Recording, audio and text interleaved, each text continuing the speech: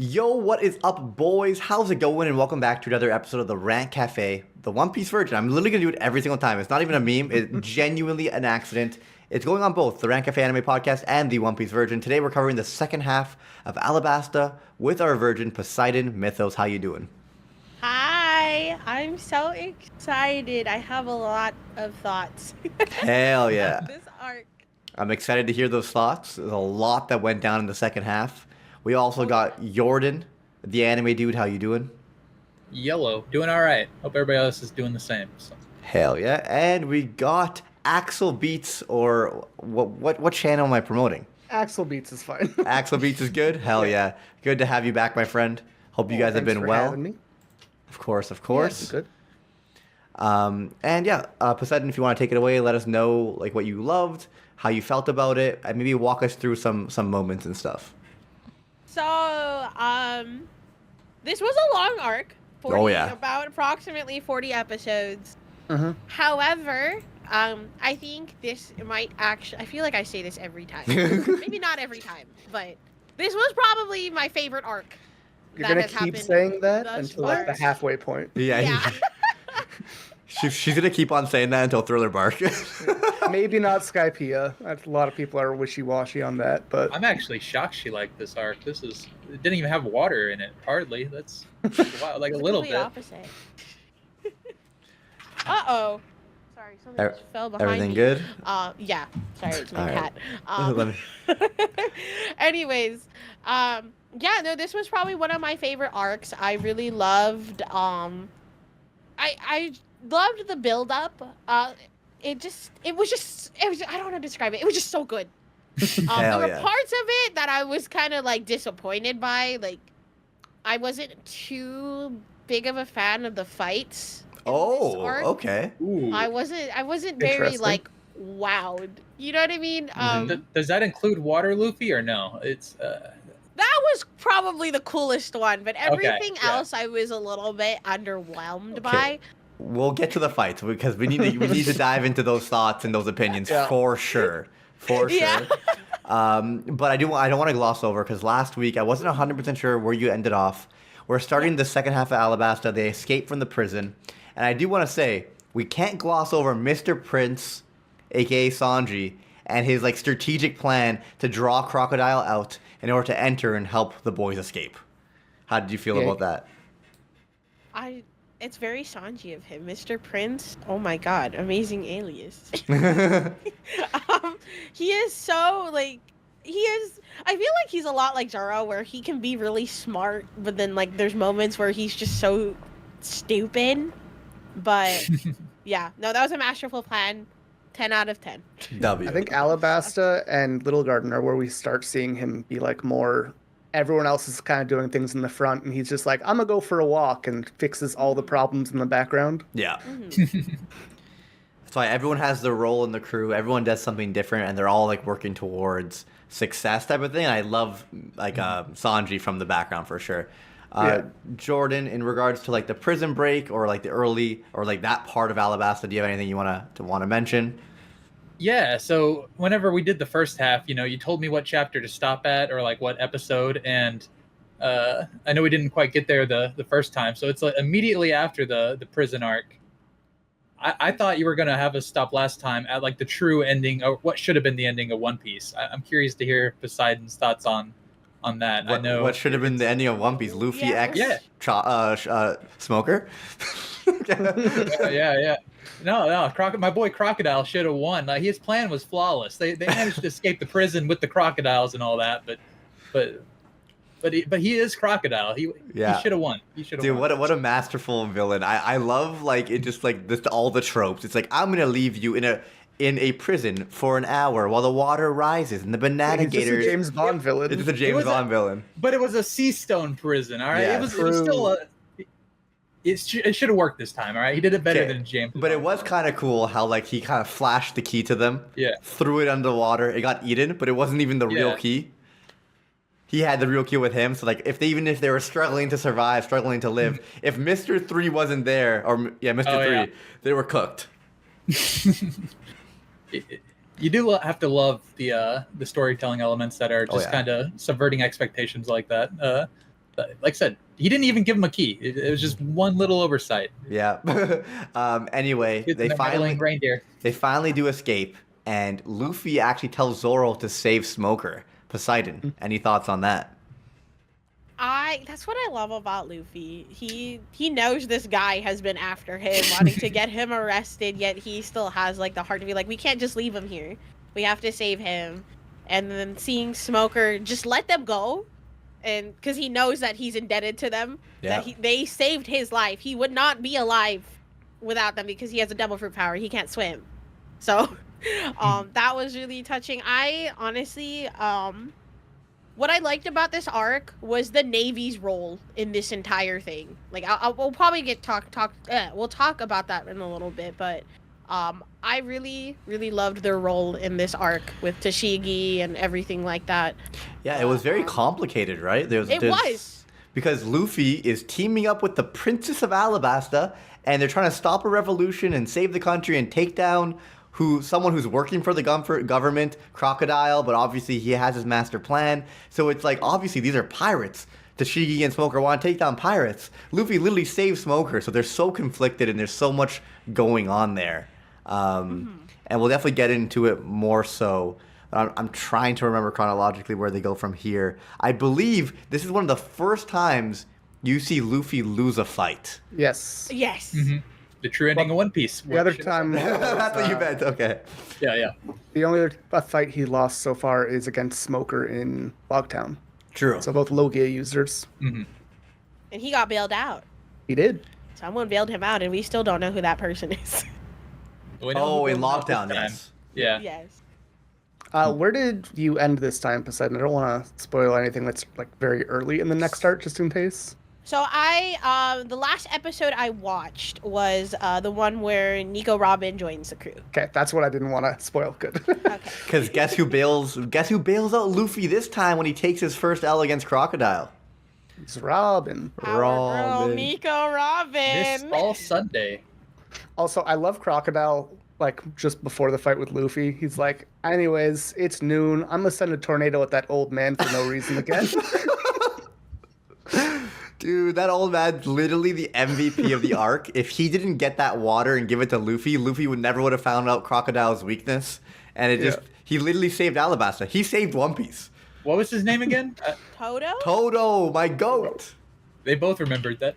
That still blows my mind. I'm so bad with names. Nobody forgets Toto, though. He went from fat to skinny without Ozempic. Okay. That's me. The old-fashioned no food diet. Works wonders.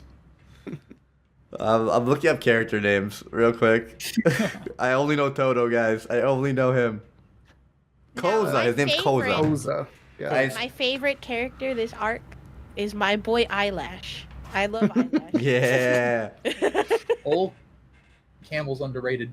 Thank God for Chopper. It makes it so much better that we can kind of get like a glimpse into Eyelash's head and stuff as they interact. I'm like 90% sure Chopper was added just so they could talk to animals. Yeah, it makes a lot of sense. Oda's like, this would be funny. Every crew needs a Doolittle.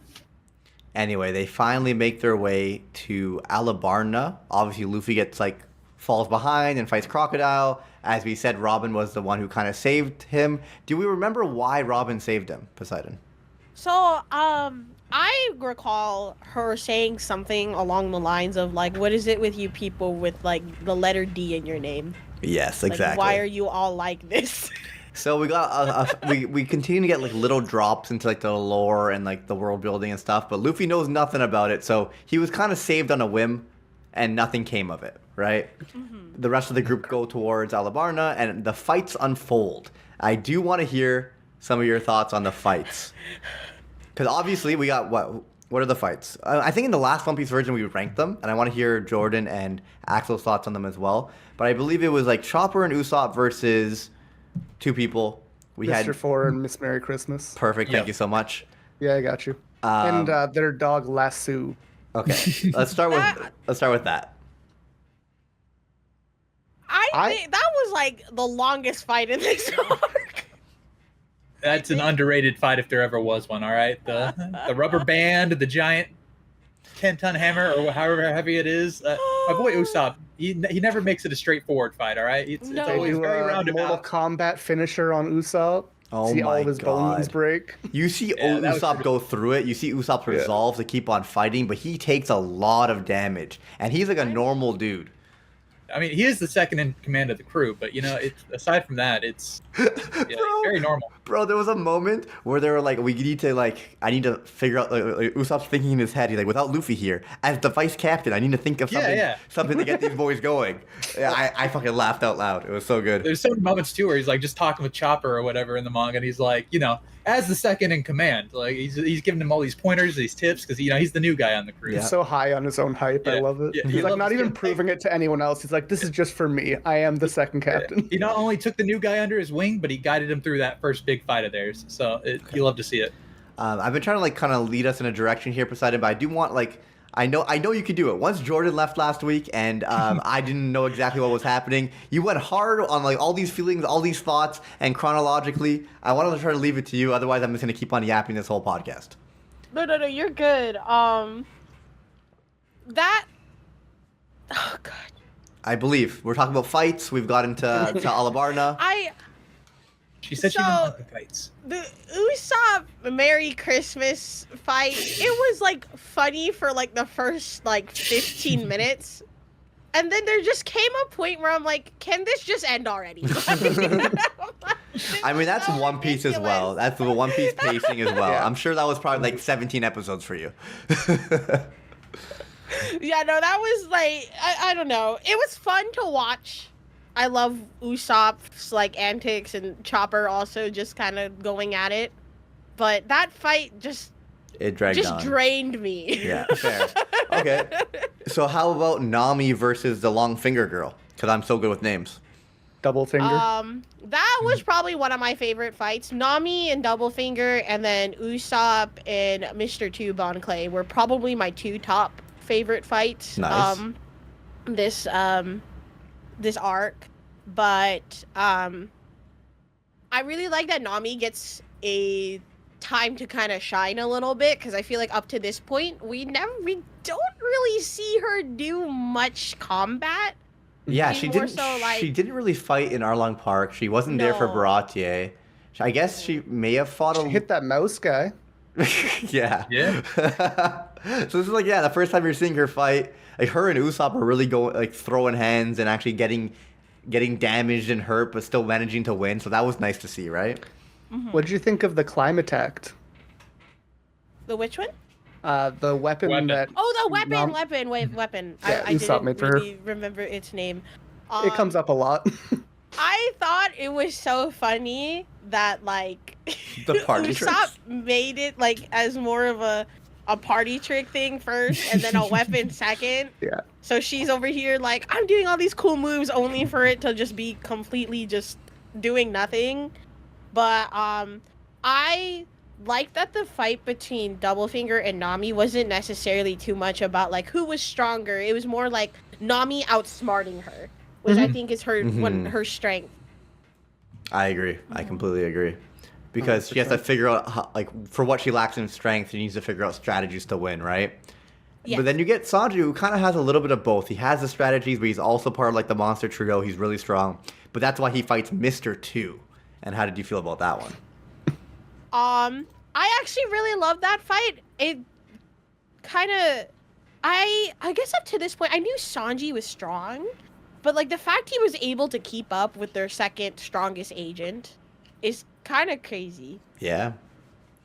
I love Bon Clay, or Mr. 2.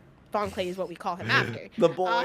The boy. As a character, he's so cool. And I love that, at the end of the fight, he was just yeah, you win, I'm done. He was being very respectful about the fact he lost. Bon Clay's just a homie. I love him so much. He is... I like that his strategy in the fight was I'm hot, don't hit me. Yeah.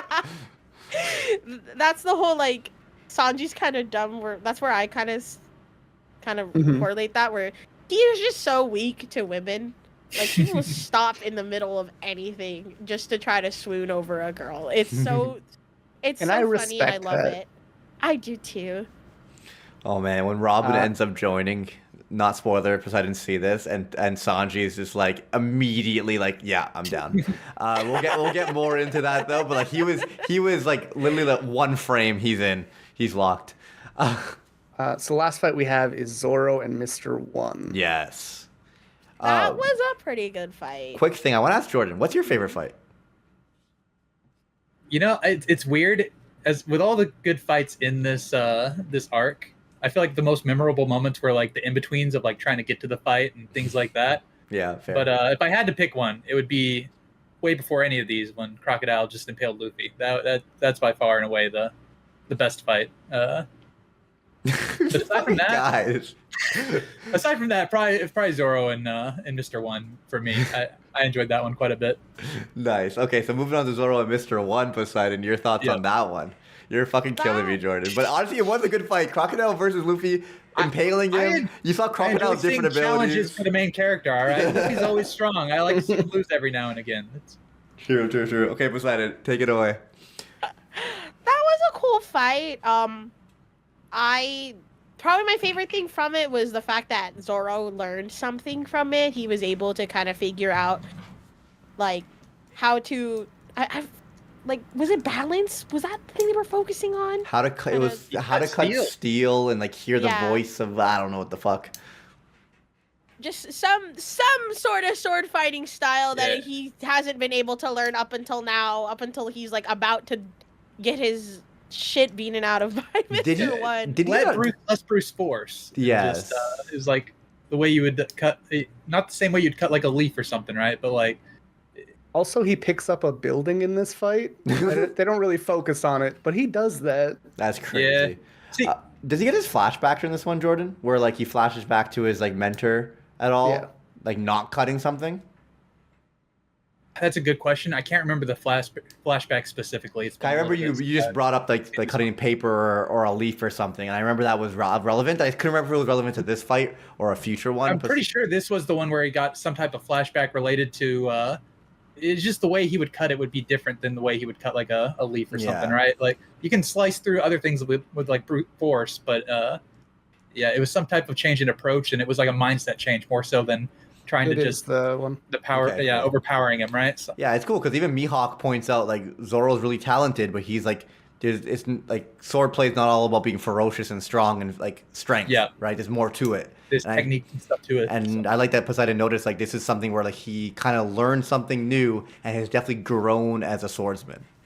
Mm-hmm. Yeah, and he learned a lot of things this arc. I mean, the Marines were trying to help him out and guide him, and they were like, go north. So, he went up, and then he had to learn north and up are not the same thing. So, little things like that, there's all kind of lessons in there we can so many lessons. I think this is also the first Zoro fight possibly in the series that he's not injured going into. That is a wild thing that they always had to have him like injured initially and stuff. Otherwise, it's just unfair, right? Over. Yeah. It should be over so much quicker. So after this, I do believe we do get... Is there 3 fights against Crocodile? Yes. But also there's a scene that just before all those fights break out where like Koza and the army run by Vivi as she's like yelling at them to stop. I just wanted to point out that's a really cool scene. Yeah, they had a great plan where like they all had like capes on in order to like lure the Brokeworks away so Vivi could actually enter Alabasta. She manages to do it, but then obviously like there's a bunch of like undercover Brokeworks agents that are so undercover because their tattoos are not showing at all, right? And they just like managed to get things going and start up the war earlier. And Kosa and Vivi run by each other. They were so close. Man. Poseidon, how do you feel about Luffy versus Crocodile number 2? Number 2, first of all, I don't know how Luffy survived. He got like the whole hook went through his body. And he was in like almost perfect fighting shape. Like he had no problem maneuvering around and all of that. But I liked his water strategy. I thought that was really funny. He kind of mixed it with a little bit of his devil fruit power to try to counter Crocodile. But I thought it was a pretty good fight. I like that it was taking place also where the royal palace was. So there also the other royal I don't want to say guards because I feel like they're higher ranked than that. It was Pell and Chaka, right? Mm-hmm. They were also fighting him, which I thought was really cool. But yeah, obviously they weren't strong enough, but it was no, they weren't. But I like their dedication. They were like, we're gonna protect the royal family. They like summon all their super guards. Well, I would like to argue that a bit too, though. Like for them to not be, you say they're not strong enough, but I don't know if there's many people in the series stronger than my boy Pell. All right. Oh, Pell. Speaking of which, he might be immortal, dude. He might be immortal. That's what I'm saying. Do you have any thoughts on Pell and like everything he went through this arc? Oh my god. Poor guy. Sorry, that might be a little bit of a rabbit hole. I don't mean to. The will of P. Oh my god, I loved his character. I think if there was a favorite character from Alabasta that wasn't Vivi or Karu, I love that duo so much, it would probably be Pell. I loved his dedication. I loved the flashbacks and how involved he is with just like the royal family and how much he wants to protect Vivi. Like he's like, this is my duty and this is my purpose and I'm going to do it. And my heart completely shattered at the end of this arc. Because of Pell. Oh, wait. God. Yeah, it was. Is that later? No, she's seen it. She's definitely seen it. Okay. So it was definitely what a sacrifice, what a heartbreaking moment. But there is a scene. It was in Alabasta, so you had to have seen it unless you were like maybe looking away for a second. There was a random doctor that healed someone, and then the person walking away was Pell. Yes. Okay. I recognized the jacket. Okay. I'm like, wait, hold up. That's the same jacket. What is happening? How did he live? Oh my god! He's strong enough to survive that. How dare you? There's make so many strength, all right? in this arc that probably should have died. Yeah, like homie carried a nuke. He carried a bomb up into the sky, and it blew up with him holding it. How? Well, he's a bird, so it that's probably fine, right? Strong though. Yeah. Yeah. Honestly, it was probably a bad bob. It wasn't even a good bob. Yeah. Oh my god. During the crocodile fight, or the second crocodile fight, he also mentions that he has an awakened devil fruit, or he has awakened his devil fruit. It's the first time they mentioned that at all in the series. Oh. Yes. So that's something to think about going forward. Like, you have devil fruits, but there's also like you could awaken them. Yeah, it's basically he's saying he's so good at it that it's awakened because he's had it for 30 years, I think he said. And you can tell even in his first fight, like he's turning the sand. And obviously, Luffy fought him in a desert, but like Luffy, he's like draining people of like all the water in them. He's turning like the ground into quicksand. He's cutting. It's like so much more versatile and fluid with his fruit than Luffy, who's just like, I'm a punch real far. Yeah, exactly. He should have won. Or even Smoker. Like, Smoker's really good with his fruit, but like he's not doing any like these like crazy techniques. While Crocodile has like all these techniques. Yeah. He has become one with the devil fruit. Yeah. And what a place for him to fight. Fucking Alabasta. I told you, my goat. He chose the right arena. He planned everything accordingly. I don't know. I almost dropped One Piece after this arc. I'm not gonna lie. When the second half started, that's just looking his plot armor. He had more plot armor than Pell. Poseidon, any thoughts on the reason Crocodile has done all of this? What he was trying to find and achieve? What a wonderful villain. I think he is just such a well-written villain. Like, he had a goal in mind. He had, like you guys said, a flawless plan. Like, if it wasn't for Luffy or Vivi or anybody, 100% his plan would have worked. But because, like you said, Luffy has plot armor, it failed. And Robin wasn't really on his side. Robin wasn't really going to reveal what he wanted to be revealed. So that was one, like, I guess, like, one issue.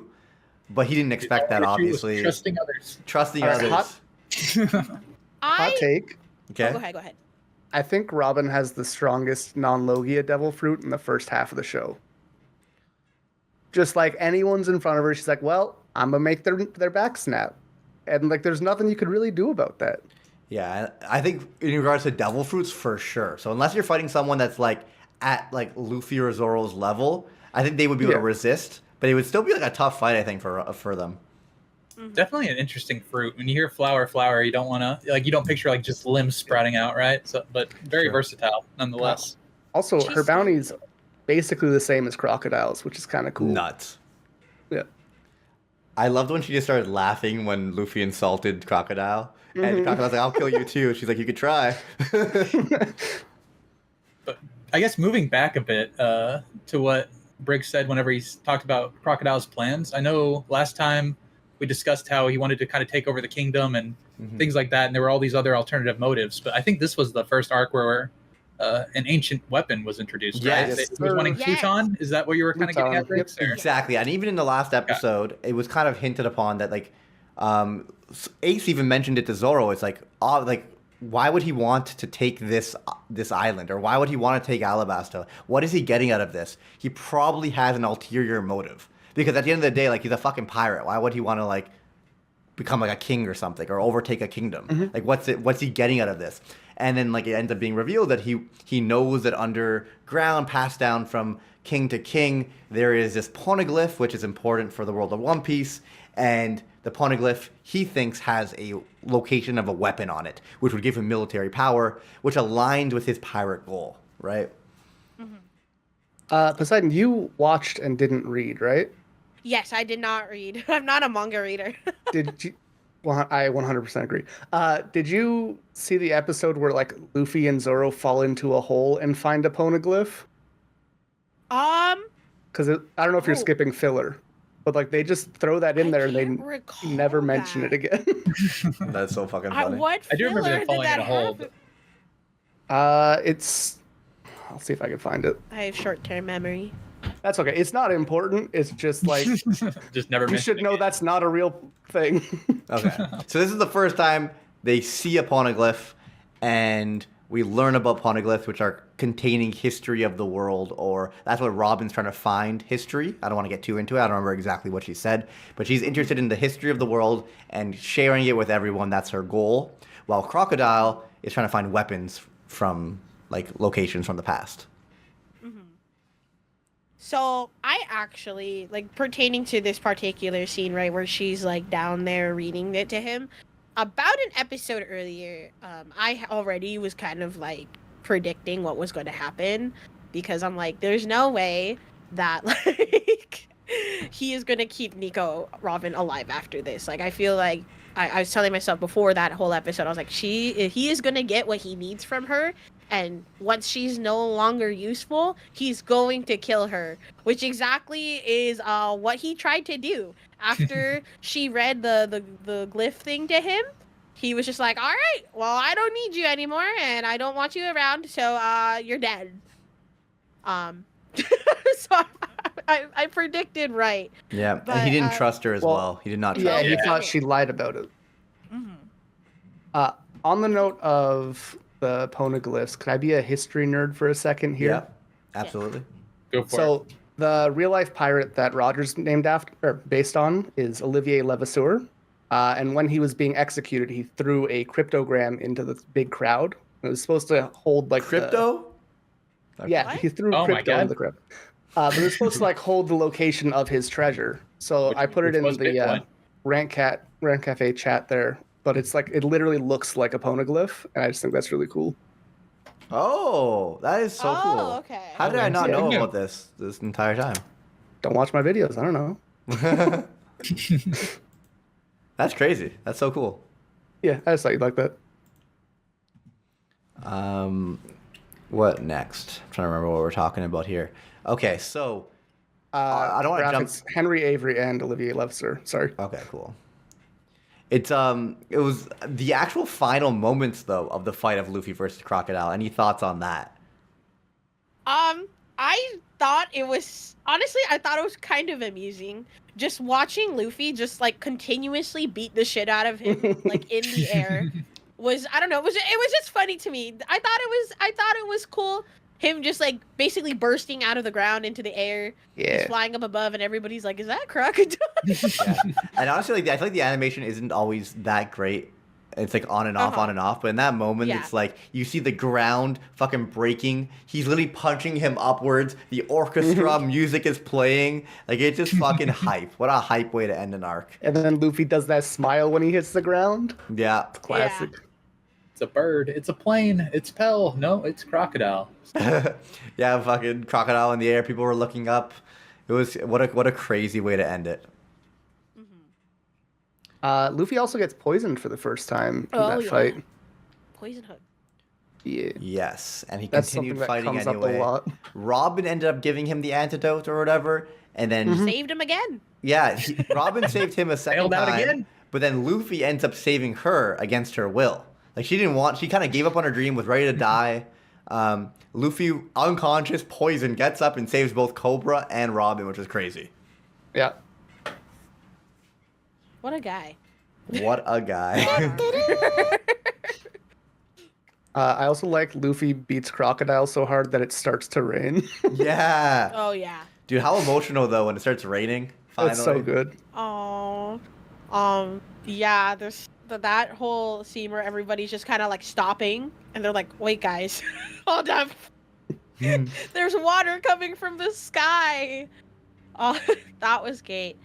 I also want to kind of take note here of Tashigi and the Navy's role in all of this. So Smoker sends Tashigi by herself with the Marines, right?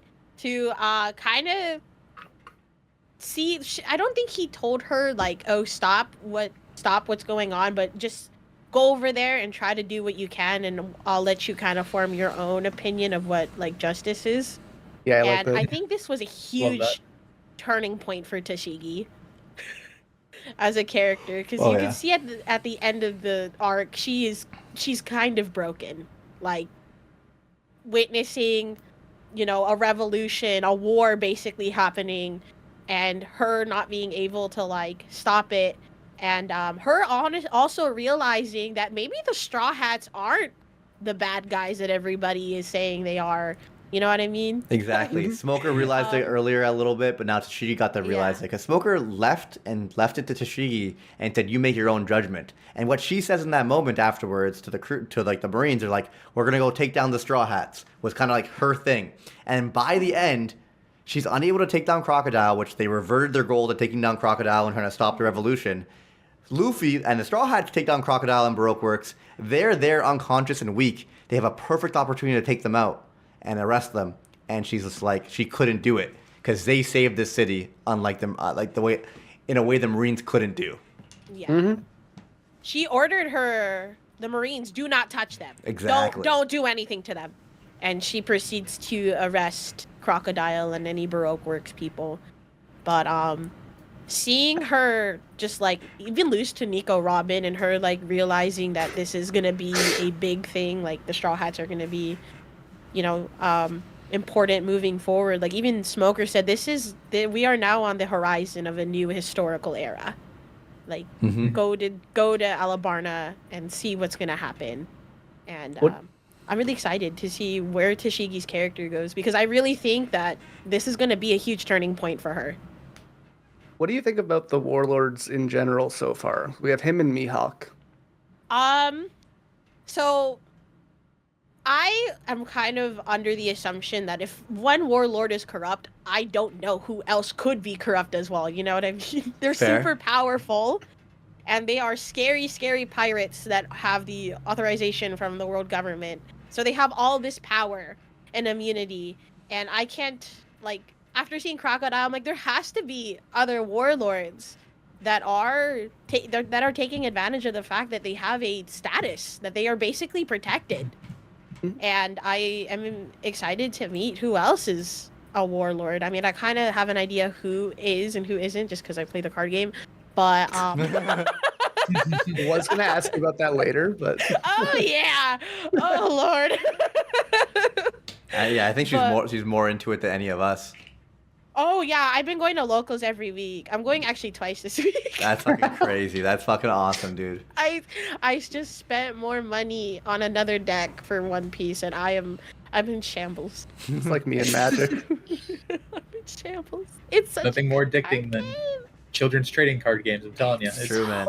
A rabbit hole. It's so good. It's so fun. Right now, I'm playing Green Bonnie. That is my favorite deck right now.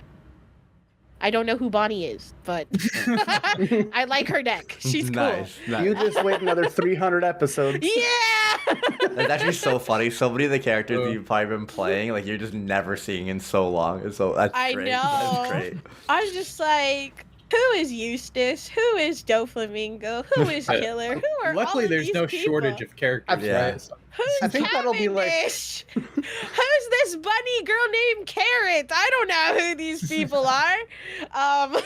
But it's That must fun. be like such a cool experience working the other way, because like people who watch the show and then play the game, like, oh, I'm gonna pick Luffy because that's my favorite character. But like you get to build a relationship through the card game first, and then they show up in the show and you get excited. That's kind of cool. And I feel like sometimes in the card game, you wouldn't even know if they're good, bad, if they ally, who they really ally with. Like, are they opposing the Straw Hats? Are they friends with the Straw Hats? Because like if they're pirates, I've been you never playing know. this guy. He's a bastard. Yeah. Or their personalities. That's actually that's gonna be really fun to see. Yeah. I honestly think the card game is what's really motivating me to get to One That's Piece, fucking because I'm just like, crazy. I want to know where this card is from. And this is probably major spoilers. So I have a friend that has a buggy deck, because there's a new buggy leader card from the newest set, and it has like the trait Cross Guild on it. That's like the whole like theme of the deck is Cross Guild. So my friend hands me the deck. Is like, oh, Poseidon, look how cool this deck is. And I'm like rummaging through the deck, and I see Crocodile, and on the bottom it says Cross Guild, and his art is him having his hook up to Buggy's head. So I'm just like, wait a second. That's And then actually there's- crazy. And then I'm like, there's another card in there, same set, Mihawk. It said Cross Guild on the bottom, and I'm just like, what is happening here?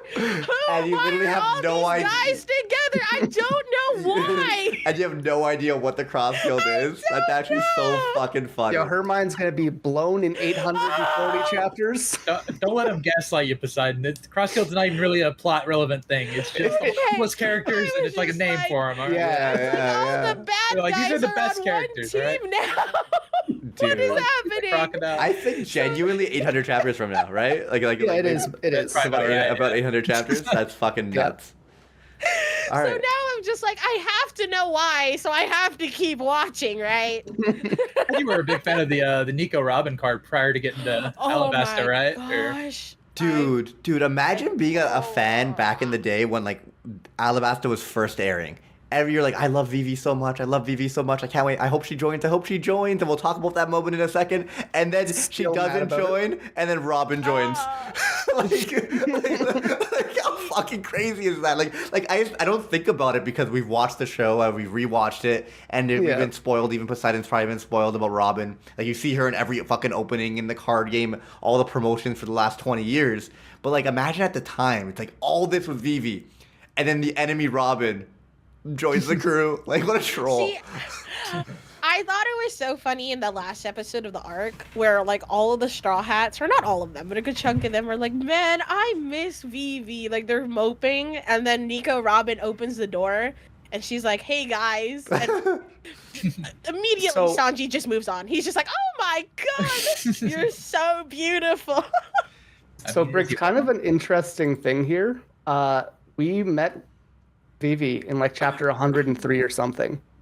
She stays with us until 217. We've been with her for more of the series than she hasn't been, than we didn't have her. That's crazy. And then she's just gone. Yeah.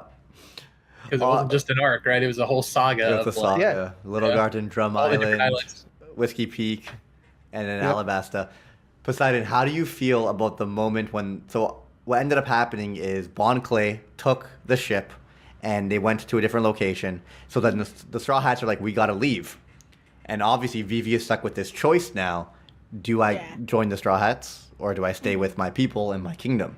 And she's like, give me 12 hours, whatever. And we have a moment there. I don't know if you want to talk about what happens there. I cried during this part where she kind of meets the Straw Hats. She's on the shore and they're on their ship getting chased by the Marines, right? And where she tells them like, I'm staying because I love my country more than anything, and I need to be here to, kind of help fix things and kind of run the country. And what made me cry was when she said, even if like we meet in the future, are we still gonna be friends? And Luffy is here waiting to respond, or like wanting to respond, and Nami stopping him and being like, if you respond to her, the Marines are gonna go after her, because they're gonna know that she has a connection to us. So instead of verbally responding, they all put their arm up and they have the little X that marks their friendship, and she sees them put their arm up and she does the same and just starts crying, and I started crying too. And oh my god,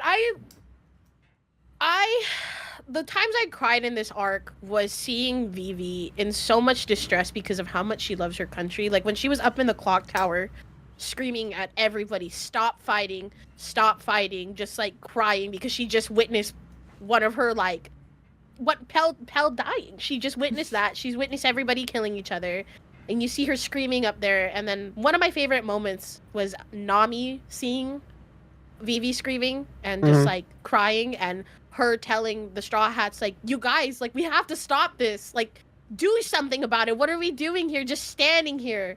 And to me, Vivi and Nami's relationship was probably one of my favorite things about like this whole leading up to Alabasta, seeing them almost act like sisters. And it made me sad because when Vivi decides to not join, Nami doesn't have that anymore. But now we have Nico Robin, so it's all good. Sister!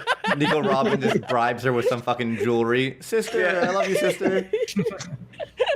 She's like, I'm on to you. Like, I don't trust you. And Nico's like, here you go. I stole some of Crocodile's treasure.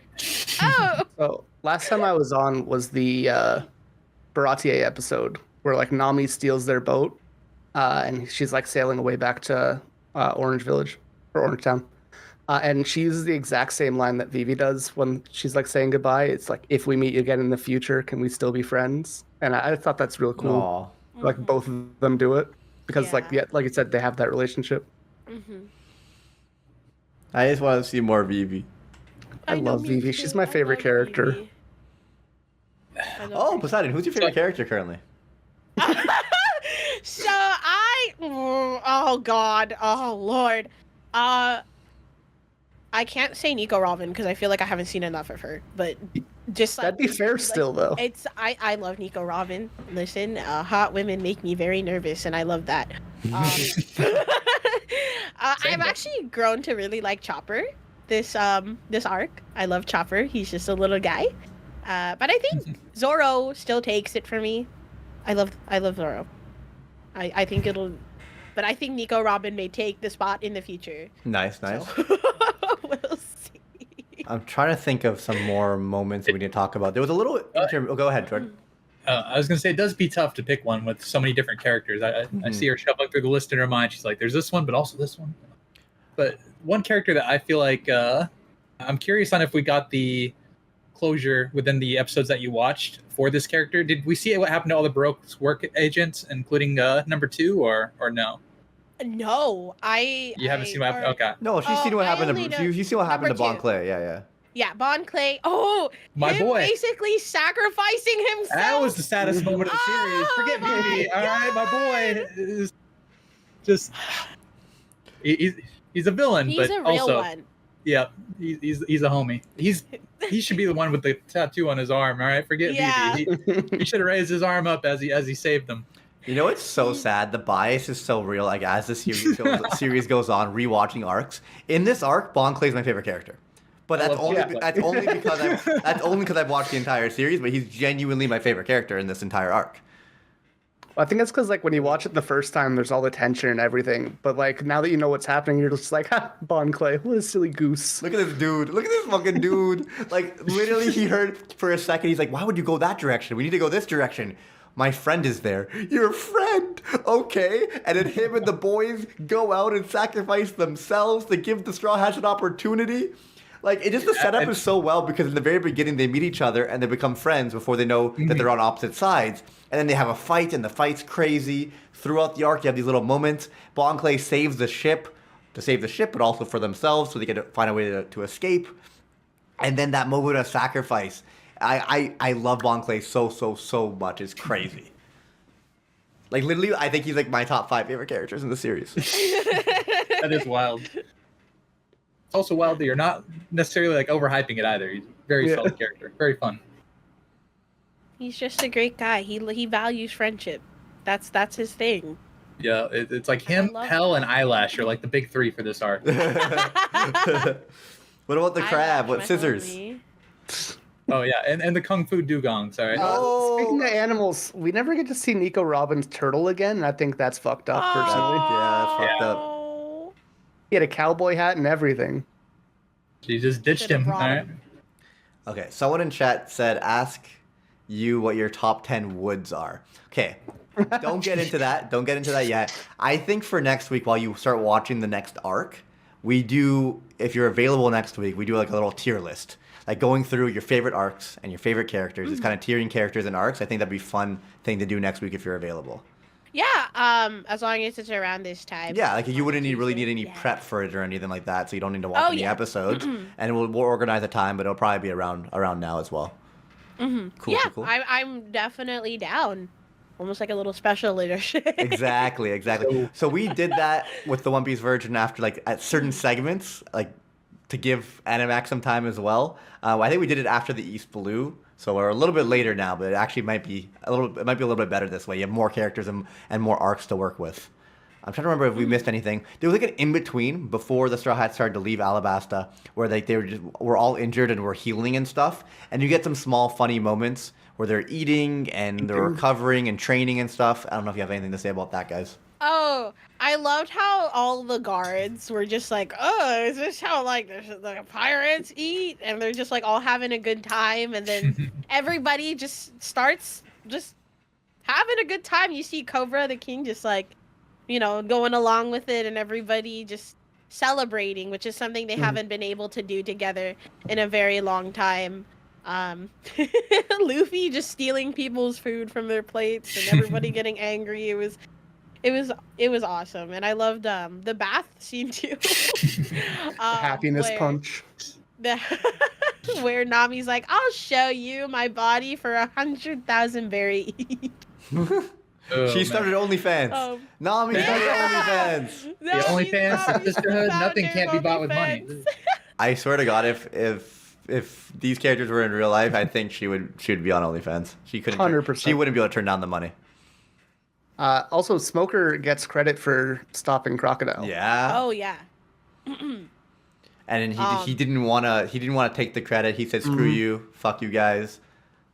I think that's why I love my boy Smoker. Yeah. I love Smoker. I think one of the funniest scenes for me, it's so stupid and small, but when Luffy wakes up and he's just like, "I've been asleep for 3 days? That's 15 meals." And then the lady walks in and she's like, "I'm the head cook. I'm going to feed you till you're full." And she brings in like a whole like tub of food, and the comedy of it, they make the food disappear in an instant. Like all the food just gone. Like it is so fucking funny. Any other like little moments you guys want to talk about before we end off this podcast? Want to also mention we get introduced to another like Navy Marine character. We get to meet Hina. She's hot. Hina would and be she has the bondage fruit. Oh my goodness. Yes. Oh Lord. Oh Lord. Wood. We also see. We mentioned Lasso earlier, but he's the first non-living thing to be given a devil fruit. He's a gun who ate the dog fruit.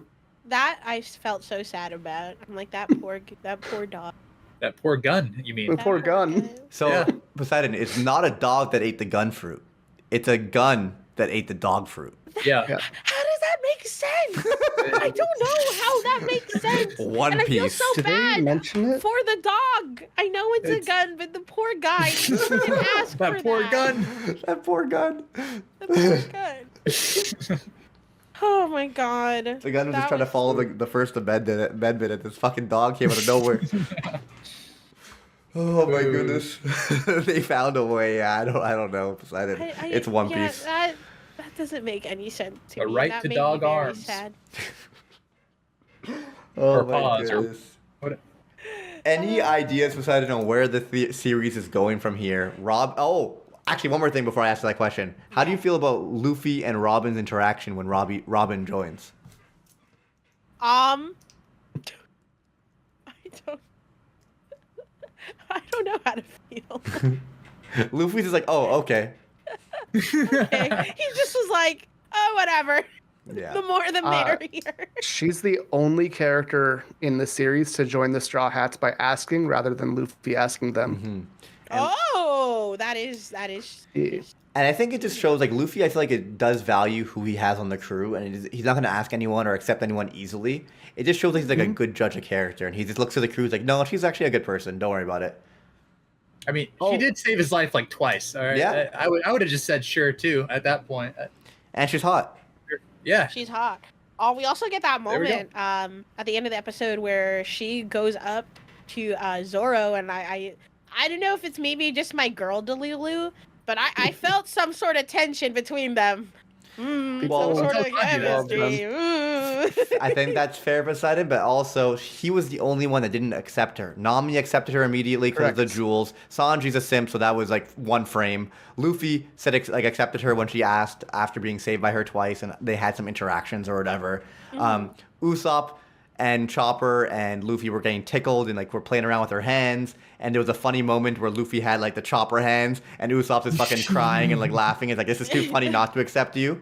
And then Zoro's the only one that didn't accept her, and she kind of like made her way towards him with the jazz music playing. So think of it as you will. I know. Oh Lord. Oh gosh. Yeah, those. I'm excited to see the character dynamic between those two now. But I actually have no idea where it's gonna go. I felt like we built up so much up to Alabasta that I'm just like, where do we go from here now? Yeah, it's true. Where do we go? You can only go up, you know? Yeah. Nice. Which is not north. We learned that. We learned that. It's not north. I'm excited. Yeah, I guess it is kind of the end of the saga. The end of like a lot of big things going on. So it's hard to predict where it goes from here. What is the next? Sorry. Jaya. Yeah, we're going to cover probably the whole arc of Jaya next. I don't know how many episodes it is, but I don't think it's that many. Sorry, guys. Give me 1 second. My bad. I'm trying to find out Poseidon's homework for 2 weeks. It's only 20 chapters, so I can't imagine it's more than like 15 episodes. So apparently it's only 9 episodes. Yeah. Oh wow. There's only 9 episodes in the anime, which is crazy that it's actually not that many. So we're gonna might cover. Want to do some Skypiea. I think because Skypiea is It's the longest one, like even to that point in the story. Okay, so for now, Poseidon, I'm gonna say just watch up to 152, which is the end of Jaya. I might try to give you like an extra like 6 episodes or something just to introduce you to the next arc, which I think I think it might work for this. But that'll be from 2 weeks from now, guys. Next week we'll try and do something where we do like a tier list or something like that. But on that note, boys, any final thoughts on Alabasta or One Piece? Just Crocodile's still my goat. He better get a good place on that tier list, Poseidon. That's all right. I'm expecting good things. I am excited to do the tier list because I also kind of, my brain's a mess, so I kind of also want to visually see where certain characters would go. Cool. And on that note, boys, check out Axel Beats, the anime dude, and Poseidon Mythos on all the platforms. I know the names might be a little bit different depending. I don't know, Jordan, the anime dude YT, and Axel Beats. I don't know what your Twitter name is, but you're fine. The boys will find you guys. Yeah, exactly. Twitter sucks. I've come so far, boys. I've come so far. Check out Poseidon on Twitch and YouTube and stuff. I know you've been live streaming on both lately. Yeah, multi-streaming. Yeah. Hell yeah, guys. And just like that, I'll see you all next time. Later. Bye. Bye. See ya.